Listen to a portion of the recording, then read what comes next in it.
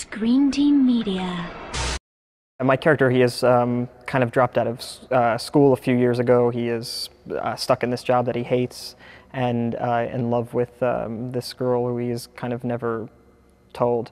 And when he has the bomb strapped to him and knows that he has a finite period of time to live, he quits his job. He, confesses his love to this girl.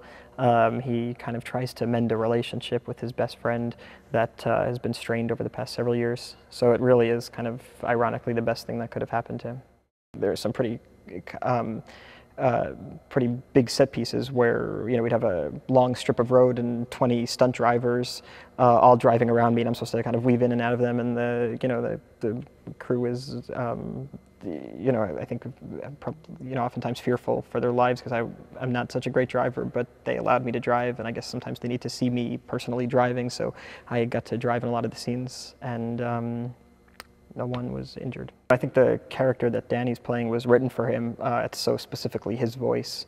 He has such a unique way of being intimidating and just terrible, and at the same time somehow sweet and endearing and funny.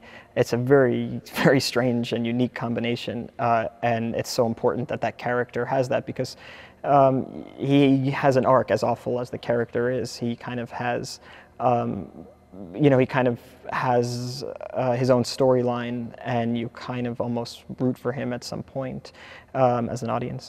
Ruben has a really great sense of maintaining, kind of what seems honest for the characters, even set against the backdrop of a very broad movie.